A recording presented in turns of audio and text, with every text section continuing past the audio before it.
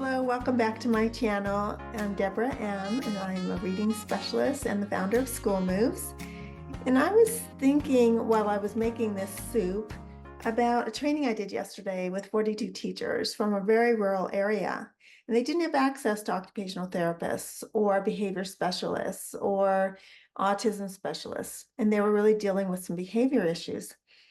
So somehow they found me and contacted me, and I let them know I'm not a behavior specialist, but it's hard to avoid, behavior with academics. It all kind of goes together, doesn't it?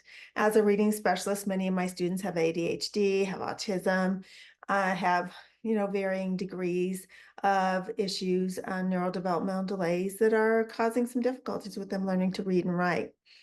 So as we were going through the training yesterday, people kept saying things like, wow, you have such an interesting way of looking at kids. And after the training was over, the director called me and said everybody was just so excited to try out these activities because they'd never really thought about behavior having underlying issues that are neurodevelopmental. I'm going to make soup. I'm going to cut my celery and stuff while I talk and just kind of share with you my thoughts.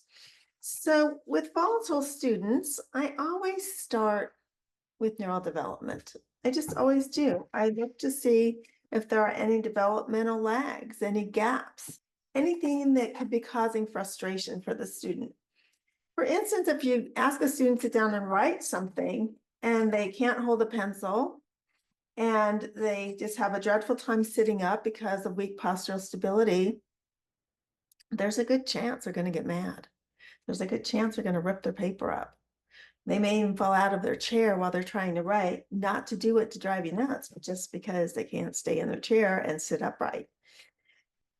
I came to discover all this when my daughter Shalia was born with microcephaly, a small head, and all kinds of developmental issues.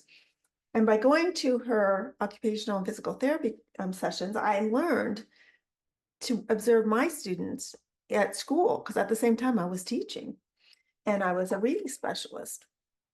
So I was watching my students and realizing, geez, they can't hold a pencil very well, can they? And wow, they're having a hard time just sitting up and reading at the same time. And I just started looking at them very differently. And when I started looking at them differently is when they started making so much more progress. Because what I did is I took all those things I was doing at home with Shalia, all the different therapies I was learning, sitting on a gym ball, rolling around a gym ball, all these things that they were teaching me to do, I started finding ways to do it at school in a way that was appropriate. So I set up a really active reading room where kids came in and they immediately did some figure eights on the board, and then they bounced 10 times on their gym ball to get their vestibular inner ear system going. And then they would, do just a few minutes of some core work so that I knew that they were strengthening their core with me every day. The interesting thing is, as I was doing this with my students, many of the teachers on staff thought I was a little bit crazy, but they went with it. They said, okay, whatever. And within a few weeks, teachers would stop me in the hall. And I remember one teacher specifically said, I don't know what you're doing in your little reading room there, but whatever you're doing, keep doing it, because students I've had that have had very little focus ability and just really couldn't hang with the day are doing so much better. So I don't want to hear about it. I don't need to know about it, but whatever you're doing, keep doing. And so this led me to realize that I was on to something. So when I get emails about behavior and lack of focus and students just not doing well, generally, the first place I start is I check out their developmental gaps, their developmental skills. I make sure they can do all the postural stability activities that I've designed in School Moves. What I did with my School Moves program and my School Moves posters is I took all those activities that I was learning and strategies and techniques in the OT world, occupational therapy world, behavioral optometry world, all these therapies that Shalia got, And I said, how can we do this in a way that makes sense in the classroom, that's simple and easy? It's not perfect. It's not as good as having students actually get full therapy that they need. But for some students, like in this rural area where I taught yesterday, they don't have access. They're not close to a big city. They're not going to get kids to all these different therapies. So how can we do it in a classroom in a way that works and makes sense and can help those students? So there are some key things when I've got a volatile student. I'm looking to see if they have any postural stability and stamina.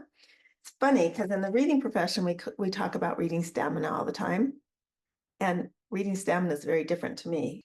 It's the actual physical ability to sit and focus and remain upright, track across a page, have figure ground, be able to pull out the words they want and ignore the other ones. It's all of that stuff is what I'm looking at when I'm looking at stamina for reading. So postural stability. And then I look at midline and I see, do they hold the paper when they write? Or are they not able to use both hands at the same time? That's a real clue for me. I look at their handedness. Have they got a dominant hand or is it a mixed profile? Then from midline, I look at body awareness. I look at their ability to name body parts, move body parts separately, one from the other, and their laterality, their ability to move one side of the body and keep the other side still. Then I move into vision. I do some very simple vision activities to see if they can track, converge, have figure ground. If the foveal system's working, meaning can they look up here and then gather that information and look down here to work and look back up and gather and down. I look to see when they're writing, are they folded over in half? Are they laying on the desk? Are they covering an eye with a hand and their head down? Those are all clues that there could be something more than just behavior going on.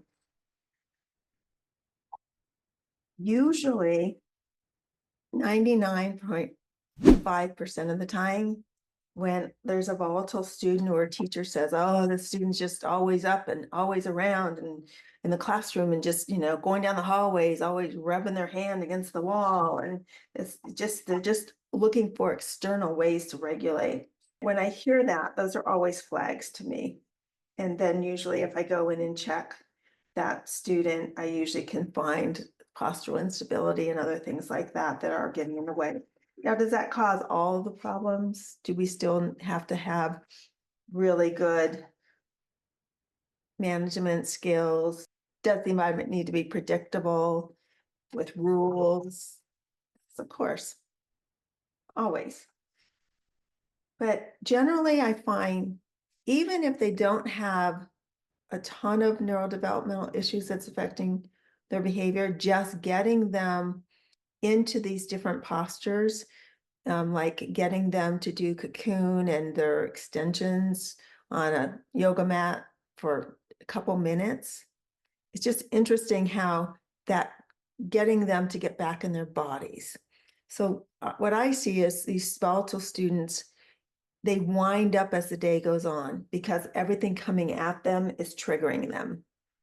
They have a lot of cues of feeling unsafe inside their bodies.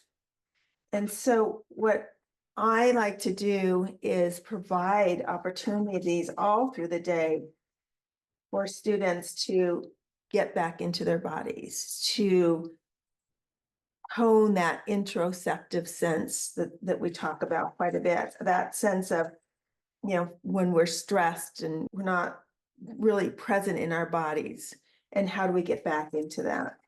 And so in the training yesterday, I talked about deep pressure and, like we do in school moves where we just press the palm of the hand like this and squeeze up the arms. Talked about heavy work and how that helps get proprioceptive input to the joints and muscles in the body. It's what science calls embodied cognition, using the body to learn. And the brain works hard enough all day long trying to do executive function and all the things we're asking of it. that we can use the body to help the brain focus, to help the brain do all the things we're asking of it all throughout the day. Interesting interview last night on 10% Happier podcast. The gal was talking about, we use the term mind-body connection. And she said mind-body connection makes it sound like we have two parts. We have a mind and we have a body, and we need to connect them. She actually said it's mind-body unification. It's unifying the mind and body. It's a unified system that works together. There aren't two separate systems. In schools, if we do a top-down cognitive approach to behavior, sometimes that's much harder for students than if we first do a bottom-up approach. So we work with the body and we use the body to teach the brain how to focus. Remember my daughter when she was born, if you're new to my channel, she's 28 now. When she was born, her brain did nothing. I mean, it wasn't wiring. And I mean, it kept her alive, but that was about it. She couldn't hold her head up. When I'd hold her, she'd just flop over. There was no stability at all. So what I had to do and what I learned 28 years ago was I had to wire her brain from the outside in. I had to create an environment at our home that kind of forced her brain to do something because it wasn't going to do it. And you know what? As we created this really engaging environment, her brain did start to wire, and you could start seeing her come alive, and be present in the world. So I live this every day. What I'm talking about isn't just my opinion about things. It's what I've experienced as a mom and as a teacher. Students can still make progress and still do okay academically with neurodevelopmental issues, but I'm going to tell you it's much slower, and some don't ever close the gap and are always behind their peers. So until we start really embracing the importance of the developmental system and in learning and behavior, we're always going to have students who are going to be behind. I think it's just a miss thing in education. And it's what I've been doing for 25 years, trying to convince people. And the science is all here now. I mean, we have science. We have Dr. Bruce Perry's work. We have Dr. Stephen Terrell's work. We have a lot of people now have validated this mind-body unified theory, basically, that we're all one. It's not, let's work on executive function up here.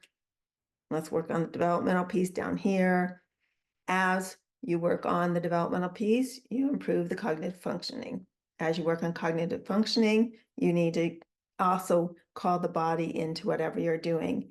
For instance, if we're doing some movement that's helping to build midline skills, we're also counting, reciting words, multiplying. So we bring the cognitive task to the body task all the time. You'll find as they do the developmental activities, if they do them in isolation, they'll get to the classroom and they'll still have trouble integrating the academics and all the cognitive tasks with the body. So one of the big things I always preach when I'm teaching is if you're doing different movements, you also need to add the academics with it.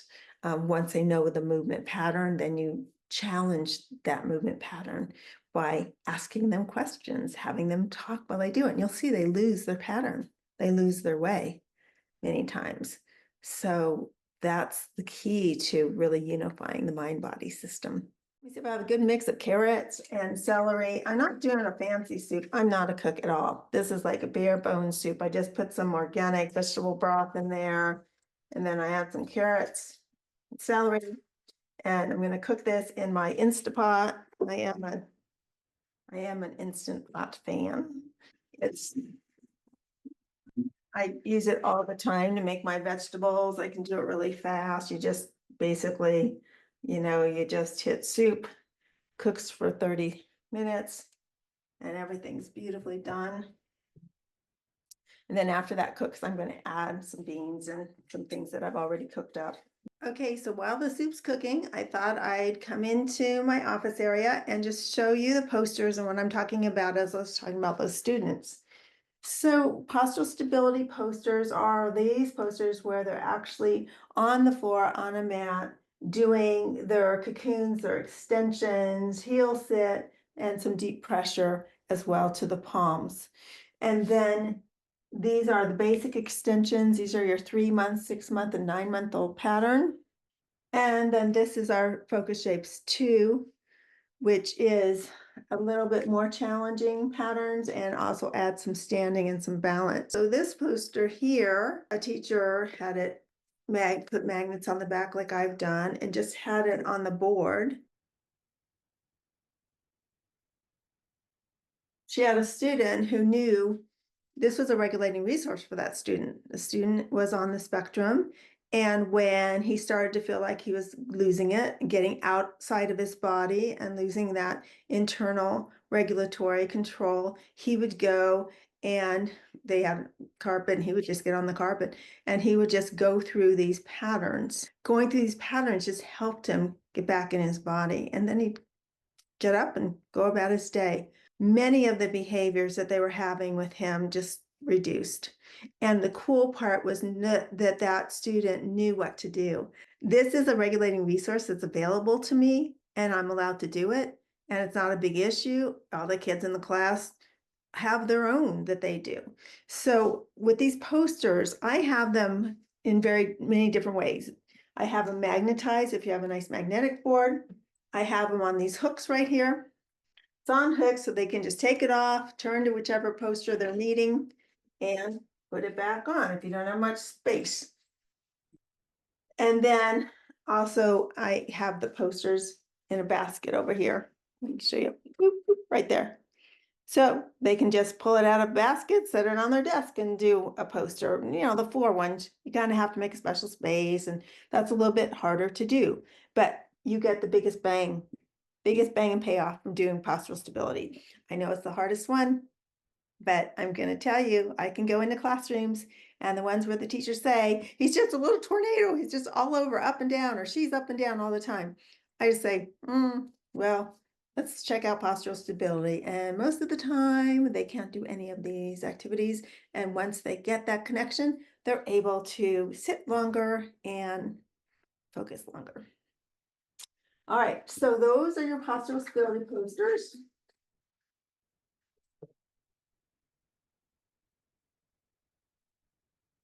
And then I talked earlier about midline skills.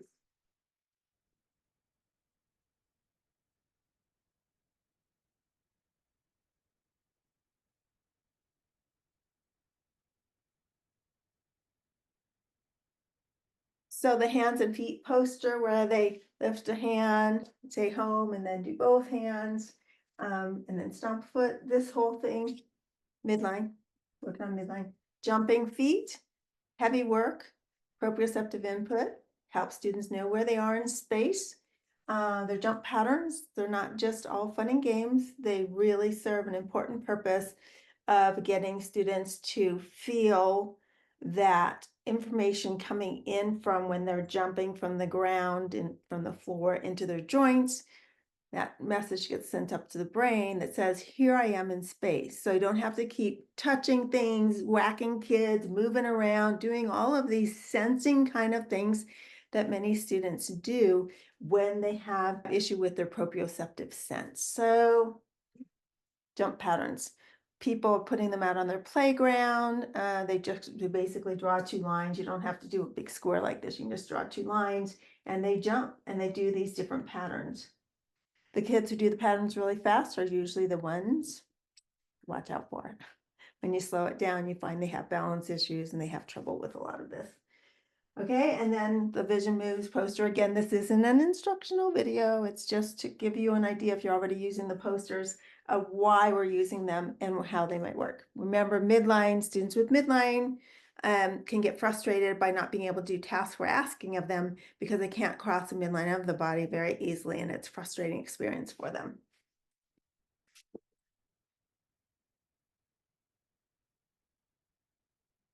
Our body awareness and our twister puzzles. We have in 1 and 2, we have some different grading the challenges for them. One of the things I love to do with twister puzzles is actually in my course, you get these colored, you can print these out, put magnets on them. You can actually have students create their own twister puzzles. So I have them in the basket. If you have your white magnetic board, you can just put them up there and everybody in a class can do them all together too. So that's kind of fun. Okay, so basically like this one is hands and feet. So you would put your hands like this and your feet like this. So that's that one. This one here, I don't know if you can see, but like this one is right elbow, left knee. So you would get the red elbow for right, and you get the blue knee. You put it up there. Oops. So your twister puzzles are all body awareness, getting them to understand their body parts and how to move them separately and together. And then we have more of the jump patterns. And then your figure eight's a kind of classic for visual midline of the body. I can go into a classroom of a lot of special education students and I can, if they're in with typical neurotypical children, I can tell which ones are struggling with being able to cross the midline of the body, visual midline, just by whether or not they can make a figure eight. And then we have envision posters, some rapid naming, which tells us kind of the speed of the brain, how quickly a student can respond to your questions, how much time they need to think. Many students can't, if you just ask a question outright, they can't just raise their hand and answer. They need time. So one of my suggestions is you have everybody write the answer first, give them time. If they have trouble with writing and they're slow with writing, then maybe you can partner them with somebody and they can tell them their answer, and that person can help and be like a scribe and help them write the answer for them. So rapid naming, if you're not sure what that is, you can look it up, but it is basically our cognitive processing speed. So students with slow processing, like I said, are going to need more time for everything. They're going to need more time to complete assignments. They're going to be slower readers, and they're going to need more time to answer your questions. So when I'm having students do these posters, I'm observing and I'm noticing and I'm being curious. I'm saying, well, that's interesting. So this student who's also a very slow reader and is always behind, I'm keeping the student in from recess because their work's really done. Think about it, make sure that it's not this, rather than the student just isn't wanting to do it.